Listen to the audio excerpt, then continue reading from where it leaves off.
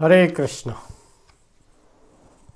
তো আজ আমরা উপাখ্যান উপদেশ গ্রন্থের ৮৭ নম্বর উপদেশটি শ্রবণ করব।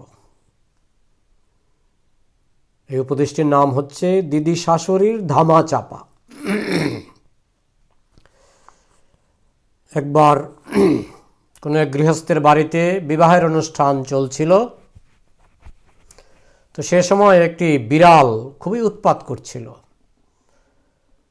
তো সেখানে ওই বাড়ির গিন্নিমা তিনি বিড়ালটিকে একটা বাঁশের টুকরি দিয়ে ধামা চাপা দিয়েছিলেন। তো সেখানে উপস্থিত ওই বাড়ির অন্যান্য পুত্রবধূরা তারা ভাবলেন যে এটাই বোধহয় বিবাহের নিয়ম, যে বিবাহের দিন বিড়ালকে ধামা চাপা দিতে হয়। পরবর্তীকালে ওই দিদি শাশুড়ির মৃত্যু হলো। মৃত্যুর পর ওই বংশের পুত্রবধূরা তাদের পুত্রকন্যাদের বিবাহের আয়োজন করলেন। তো সেই সময় তাদের ওই দিদি শাশুড়ির বিড়াল ধামা চাপা দেওয়ার কথা মনে পড়ল। অনেক সময় বাড়িতে বিড়াল না থাকলে তারা বাজার থেকে বিড়াল ছানা কিনে আনতেন ওই প্রথা কার্যকর করার জন্য। এনে বিবাহের সময় তারা ওই বিড়ালকে ধামা চাপা দিতেন। তারা ভাবছিলেন এটাই ধর্মীয় প্রথা। তো আজকাল সনাতন হিন্দু সমাজে এরকম কতগুলি কুসংস্কার কতগুলি চালু হয়ে গেছে, যেগুলিকে শ্রীমদ্ ভক্তি সিদ্ধান্ত সরস্বতী ঠাকুর মেয়েলি শাস্ত্র বলতেন। অর্থাৎ মেয়েরা অন্ধভাবে, বাড়ির মেয়েরা কিছু প্রথা পরম্পরাক্রমে তারা চালু করে। তারা অনেক সময় বুঝতেও পারে না যে প্রথাটা কেন হয়েছিল, বিড়ালকে কেন ধামা চাপা দেওয়া হয়েছিল, এটা তারা অনেক সময় বুঝতে পারে না। তারা মনে করে এটাই ধর্মীয় প্রথা। এবং মেয়েরা যখন এটাকে মেনে নেয় তখন অনেক সময় পুরুষরা সেটাকে চূড়ান্ত সিদ্ধান্ত বলেই গ্রহণ করে, প্রিভি কাউন্সিলের শেষ মীমাংসা বলে মনে করে। ফরাসি দার্শনিক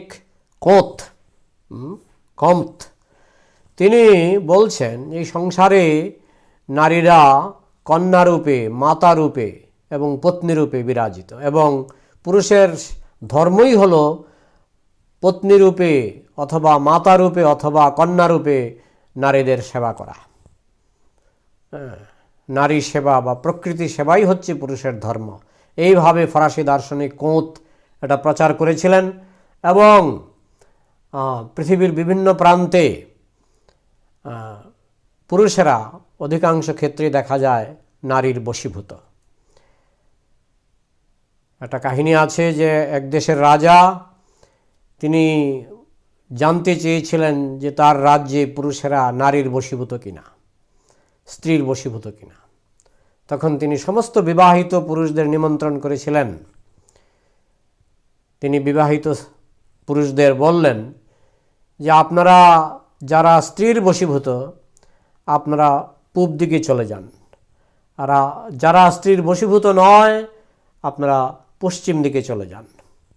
দেখা গেল সমস্ত পুরুষ পূব দিকে ধাবিত হচ্ছে, শুধু একজন বৃদ্ধ লোক লাঠি হাতে ঠক ঠক করতে করতে তিনি পশ্চিম দিকে যাচ্ছিলেন।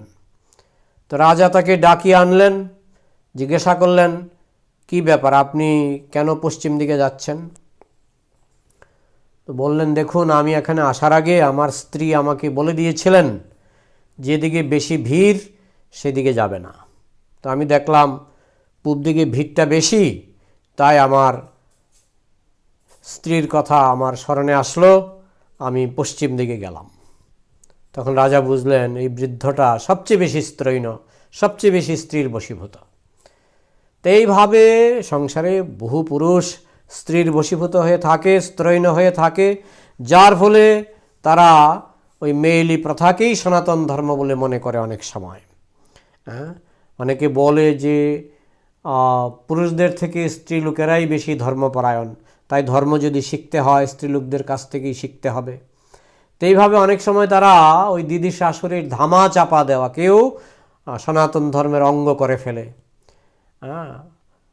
স্বাধীনভাবে শুদ্ধ ভক্তের কাছ থেকে শাস্ত্র বিচার করার ক্ষমতা তাদের নেই। শুদ্ধ ভক্ত সদ্গুরুদেবের কাছ থেকে শাস্ত্র বিচার করে শিক্ষা করার ক্ষমতা তাদের নেই। তারা ওই স্ত্রী পরম্পরা, সমাজের মেয়ে ছেলেরা কতগুলি যে অন্ধ কুসংস্কার, বিড়াল ধামা চাপা দেওয়ার মতো অন্ধ কুসংস্কার চালু করেছে, সেগুলিকে তারা অনেক সময় সনাতন ধর্ম বলে মনে করে। তারা সদ্গুরুর কাছ থেকে সনাতন শাস্ত্র শিক্ষা লাভ করার কোনো প্রয়োজন আছে বলে মনে করে না। হরে কৃষ্ণ।